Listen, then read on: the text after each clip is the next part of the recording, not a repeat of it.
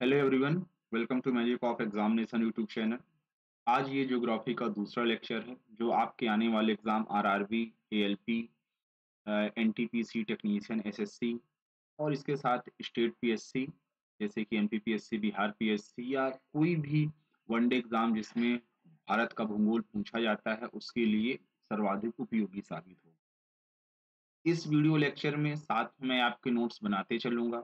कोशिश आप भी करिए कि अगर आप किसी भी एग्जाम में सफलता प्राप्त करना चाहते हैं नोट्स जरूर बनाइए। पीडीएफ के पीछे अगर भागेंगे या किताबों के पीछे कि चलो किताब हम ले लेंगे और नोट्स नहीं बनाएंगे तो अंतिम के जो 15 दिन होते हैं जिसमें सबसे अच्छी तैयारी होती है आपके पास पढ़ने के लिए कुछ नहीं रहेगा। ना आप पीडीएफ से पढ़ पाएंगे और ना ही मोटी मोटी किताबों से पढ़ पाएंगे। तो आप कहीं से ही पढ़िए लेकिन नोट्स जरूर बनाइए। इसीलिए मैं आपके साथ में चीजों को लिखते रहूंगा ताकि मेरी भी प्रैक्टिस हो और आपकी भी प्रैक्टिस चलती जाए और चीज़ें आपको याद हों। वीडियो के जो भी आपके सुझाव हों वो भी आप देख सकते हैं। कोई चीज़ें अगर गलत हों तो वो कमेंट में आप ज़रूर बताइएगा। चलिए आज के इस वीडियो लेक्चर में हम मुख्य रूप से भारत की भौगोलिक विशेषताएं और प्राकृतिक प्रदेशों को पढ़ेंगे, जिससे मुख्य रूप से हम हिमालय को खत्म करेंगे।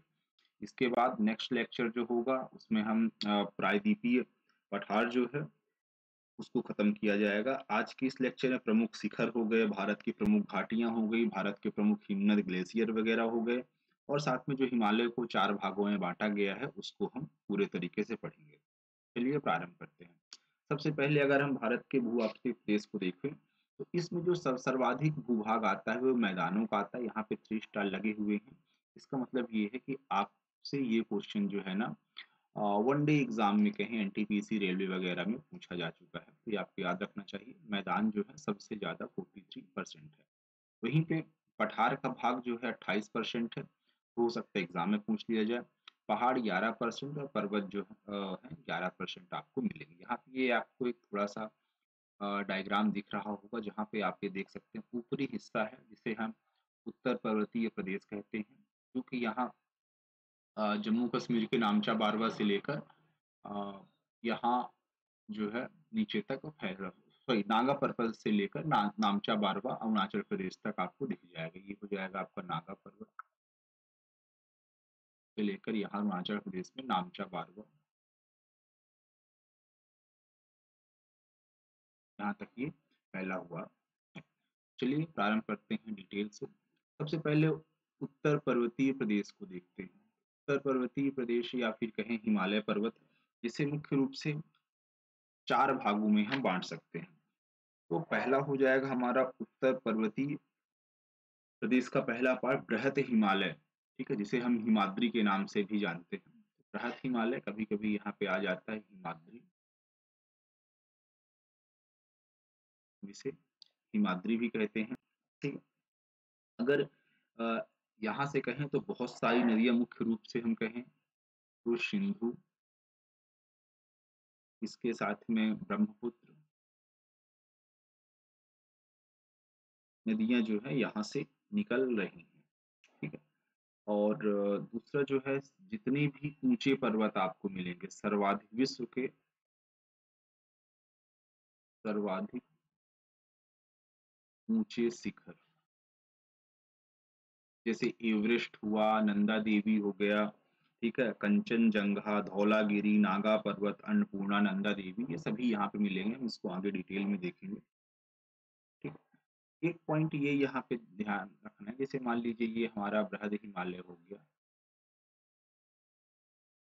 ये हमारा बृहद हिमालय है अगर, तो इसका ढलान कैसे है, तो ये ध्यान रखिए, एक लाइन लिख सकते हैं कि इस श्रेणी का दक्षिणी द्वार ढाल, मतलब जो नीचे की, जैसे ये मान लीजिए पर्वत हुआ, इसका जो दक्षिणी ढाल है, ठीक है, भारत की ओर का जो ढाल है, इसको हम कह सकते हैं, इसका दक्षिणी ढाल जो है उत्तरी ढाल की तुलना में काफी तीव्र है। मतलब जो पीछे तिब्बत वाला जो क्षेत्र होगा वहां उतनी ज्यादा ढलान नहीं है, लेकिन जो भारत वाला क्षेत्र है, दक्षिणी क्षेत्र है, उसकी ढलान ज्यादा है। तो एग्जाम में ऐसे पूछा गया है ट्रू फॉल्स में, तो आप एक लाइन लिख सकते हैं, इस पर्वत का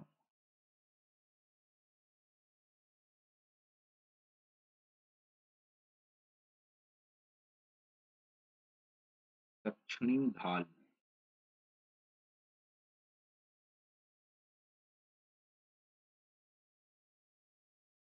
उत्तरी ढाल की तुलना में तीव्र।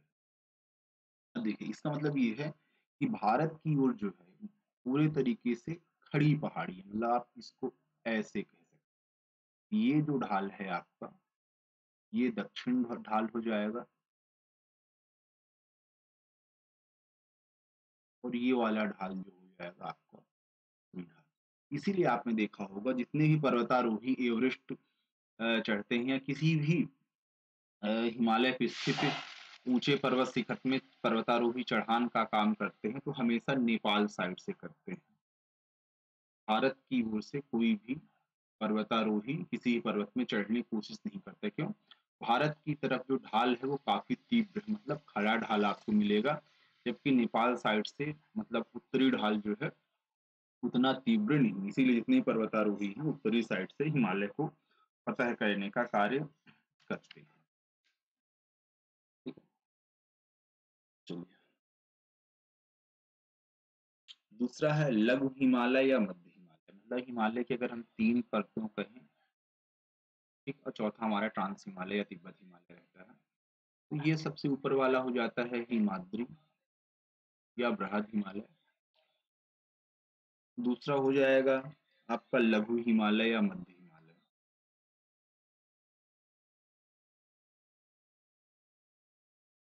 तो लघु हिमालय की अगर बात करें तो ये जो है बृहद हिमालय के दक्षिण में, अगर ऊपर वाली पट्टी को मैं कहूँ बृहद हिमालय, तो इसके दक्षिण में। तो ये पहला पॉइंट कहाँ हो जाएगा कि बृहद हिमालय के दक्षिण में स्थित। दूसरा हमें ये याद रख लेना है इसकी जो औसतन ऊंचाई है,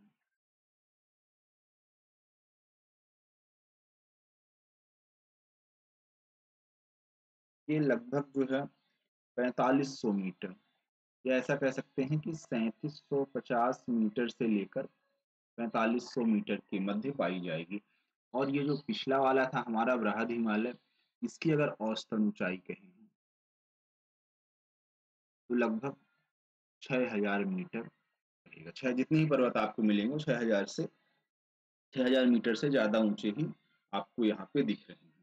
ठीक है, इसकी सबसे जो हाईएस्ट पॉइंट है माउंट एवरेस्ट, ये 8848 मीटर है।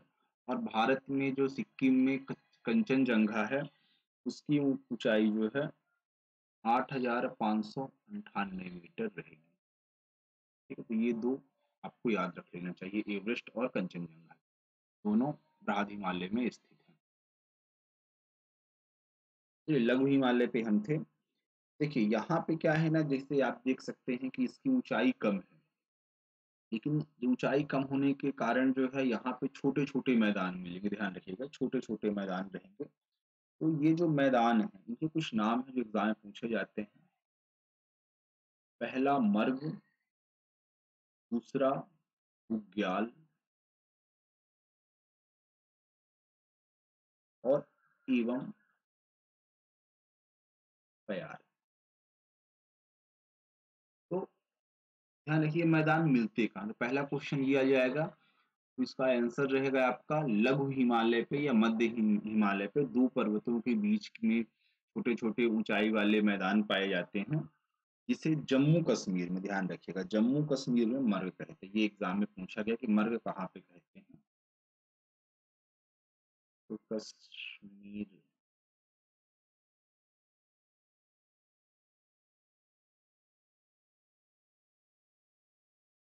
कश्मीर में जो है मर्ग कहा जाता है। ठीक है, आ देना चाहिए।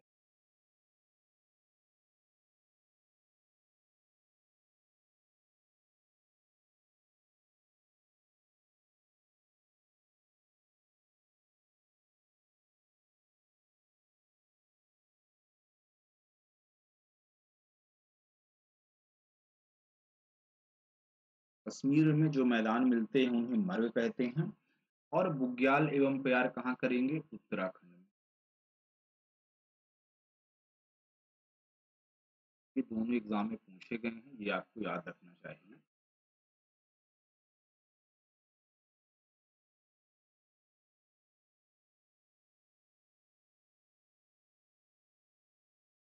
जैसे एग्जाम्पल के रूप में आप देखेंगे, कुछ नाम आपको समझ में आ जाए, जैसे सोनमर्ग, ये भी कश्मीर का एक क्षेत्र है। ठीक है, गुलमर्ग,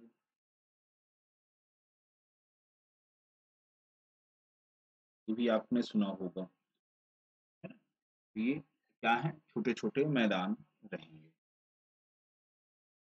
यहाँ पे बहुत सारे पर्यटन क्षेत्र भी मिल जाते हैं। जैसे आपको अगर मेंस में लिखना हो, यूपीएससी वगैरह में, तो पर्यटन में आपको अ, कश्मीर एक स्वयं पर्यटन स्थल है। कश्मीर के अलावा काठमांडू, काठमांडू के साथ में कारंगा,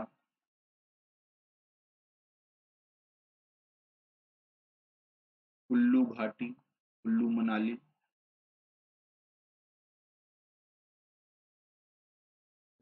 इसी श्रेणी में आते हैं। मतलब ये जो श्रेणी रहेगी, ये शिवालिक और मध्य हिमालय के बीच में आपको ये सारी चीजें मिलती हैं।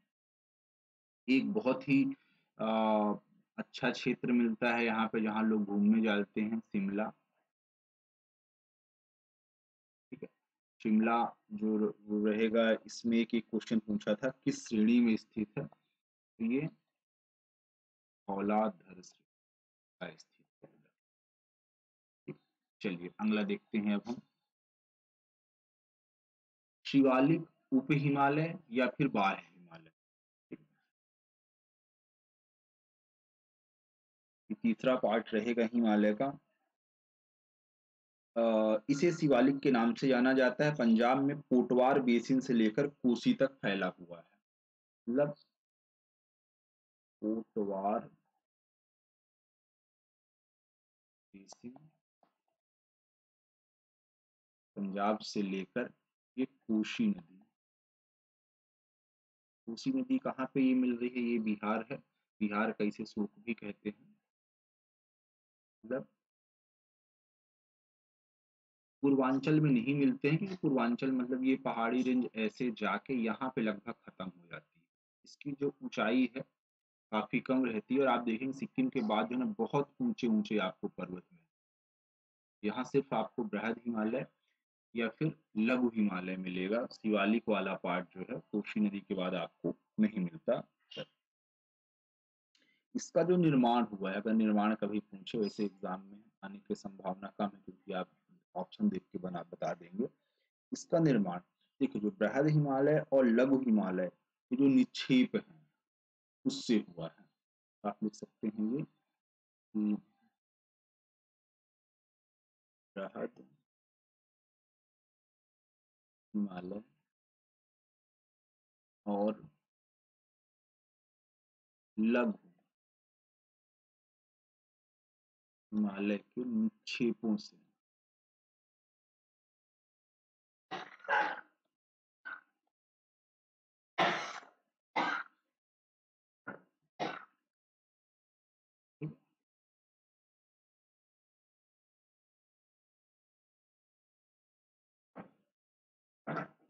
अब यहाँ पे ये ध्यान रखिए, एक दून और दुआर का कॉन्सेप्ट आता है। इसका जो नीचे वाला क्षेत्र है, ठीक है, जैसे दून एवं दुआर, इनमें कुछ नाम आपको बताऊंगा तो आपको और अच्छे समझ में आ जाएगा। जैसे कि आपने सुना होगा देहरादून,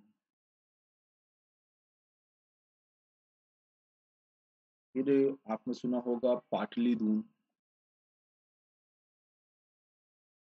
ये है क्या आखिर, तो लघु एवं उप हिमालय के बीच कहीं कहीं पर छोटी छोटी घाटियां पाई जाती हैं। मतलब दो पर्वतों, जैसे यहाँ पे आप देखिएगा, ये एक मान लीजिए ये आपका लघु हिमालय की श्रेणी हुई, ये आपकी शिवालिक हो गया। तो यहाँ का जो क्षेत्र होगा, यहाँ पे कुछ घाटियां मिल रही हैं। ठीक, तो इसी को जो है इन्हीं घाटियों में, जैसे आपने देखा देहरादून, दो घाटियों के बीच, इसीलिए यहाँ पे बाढ़ वगैरह की समस्या आ जाती है कभी कभी। ठीक है, तो ये दो घाटियों का जो बीच का क्षेत्र है, जहाँ पे बसाहट आपको मिल जाएगी, उसे दून या द्वार कहते हैं, जैसे कि देहरादून, पाटलिदून आदि। ठीक है, तो मार्ग अगर पूछे कि मैदान कहाँ पे मिल रहे हैं, तो मैदान आपको मिलेंगे ये ऊपर वाली मैंने बता दिया इसको बृहद हिमालय।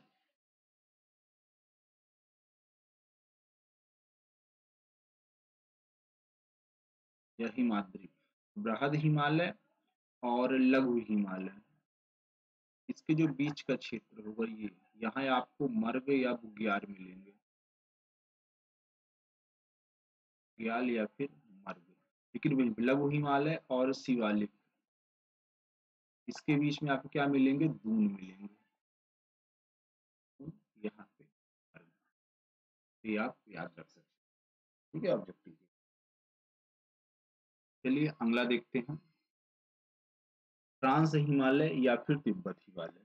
ठीक है, वैसे तो ये हिमालय का पार्ट नहीं है, हिमालय के पहले ट्रांस हिमालय आ चुका था, लेकिन क्योंकि हम भारत का भूगोल पढ़ रहे हैं, इसको भी हिमालय के साथ कह देना चाहिए। अब ये है कहाँ, देखिए ये जो आपका हिमालय हो गया, इसके ऊपरी क्षेत्र मतलब कि उत्तर में। तो आप पहली लाइन लिख सकते हैं यहाँ पे कि महान हिमालय या बृहद हिमालय,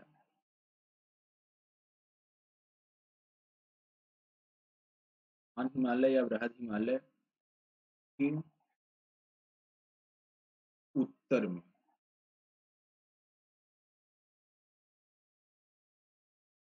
स्थित है। ठीक है, यहाँ पे सबसे ज्यादा जो एग्जाम पूछा गया है कि भारत का सबसे ऊंचा पर्वत शिखर। ठीक है, तो ये ऊपर पीओके जो है, पाकिस्तान ऑक्युपाइड कश्मीर, यहाँ पे है K2, जिसको हम काराकोरम रेंज में कहते हैं, गॉडविनास्टी। कई बार एग्जाम में आया हुआ, तो ये याद रख लीजिएगा, ये जो हो जाएगा काराकोरम रेंज में स्थित रहेगा।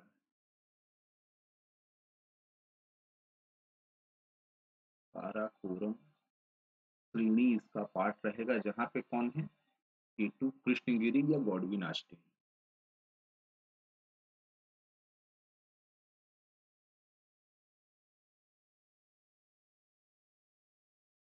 इसकी दो श्रेणियां और है, पहली श्रेणी काराकोरम हो गई, दूसरी हो गई जास्कर, और तीसरी हो जाएगी आपकी लद्दाख। ये सारी चीजें एग्जाम में पूछी गई हैं कि ट्रांस हिमालय किसका भाग है, ट्रांस हिमालय के भाग कौन से हैं, तो काराकोरम, जास्कर और लद्दाख श्रेणी जो है ट्रांस हिमालय के भाग रहेंगे। इसे तिब्बत हिमालय भी कहते हैं, क्योंकि मैक्सिमम पार्ट जो इसका है वो तिब्बत में स्थित है। इस पर्वत की जो सबसे ऊंची चोटी है वो कृष्णगिरी K2 है या गॉडविनास्टी है, सबसे ऊंची चोटी याद रख लीजिएगा।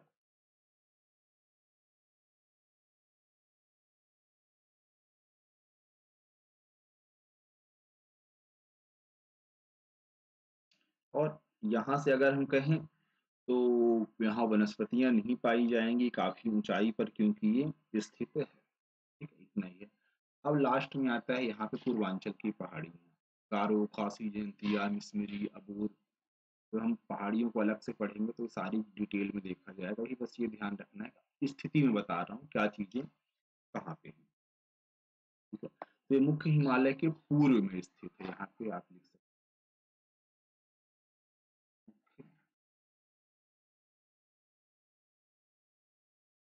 हिमालय के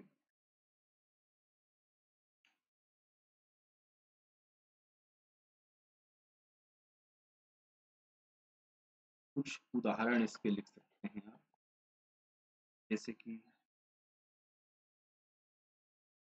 मिसमी, गारो, खासी, जयंतिया, दाखला।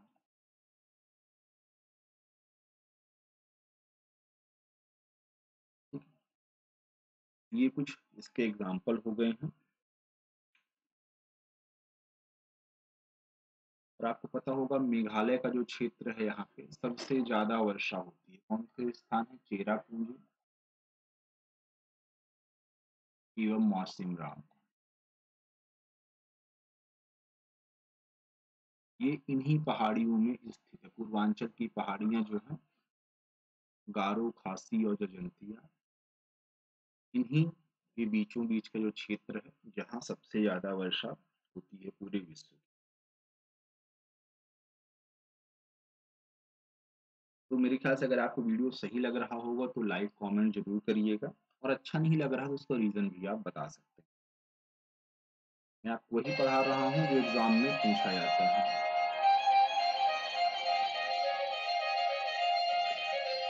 भारत के प्रमुख शिखर,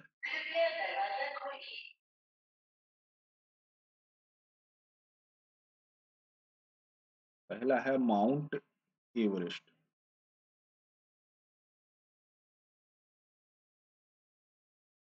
दोस्तों इसके आगे का थोड़ा-सा मुझे काम आ गया है, मैं नेक्स्ट लेक्चर में आपको बताऊँगा।